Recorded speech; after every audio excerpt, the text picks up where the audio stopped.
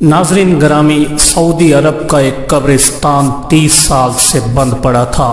आखिर फैसला हुआ कि अब इसको बराबर कर दिया जाए और गवर्नमेंट ने इसकी इजाज़त भी दे दी। कब्रिस्तान बराबर करने का ठेका एक कंपनी को मिल गया और कंपनी ने अपना काम शुरू कर दिया। काम के दौरान बोसीदा हड्डियां और बदबू के अलावा कुछ न था।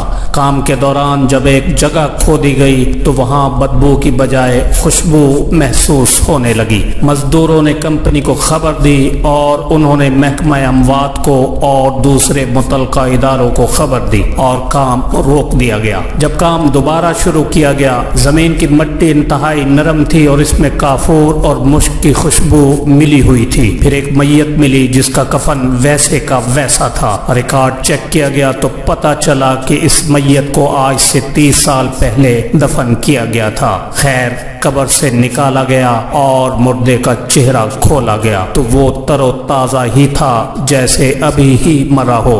गांव के लोगों ने पहचाना ये फलां का बेटा है। वो शख्स बहुत ज़ईफ था, चल फिर नहीं सकता था, इसलिए मैयत को उसके घर ले जाया गया। बाप को दीदार कराया गया। उसने शुक्र करते हुए कहा कि वाह मौला, तेरी कुदरत।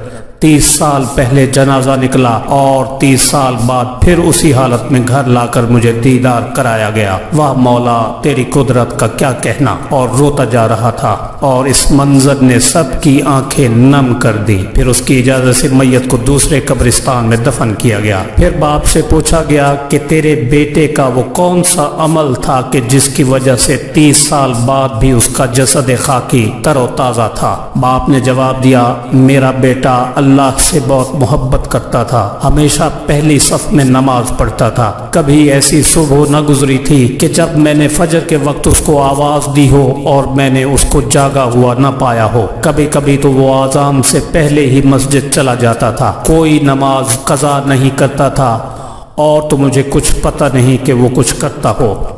बेशक कुरान पाक में अल्लाह ताला ने फरमाया कि जो अल्लाह से मोहब्बत करता है अल्लाह भी उससे मोहब्बत करता है। और अल्लाह पाक ने बताया कि ए बंदे, मैंने तेरी मोहब्बत को कबूल किया, तुझको कीड़ों की खुराक नहीं बनाया। नमाज तो हम में से बहुत लोग पढ़ते होंगे मगर नमाज का एहतमाम बहुत कम लोग करते हैं। अल्लाह पाक से मोहब्बत का दावा तो हम सब करते हैं मगर मोहब्बत का सबूत बहुत कम लोग देते होंगे।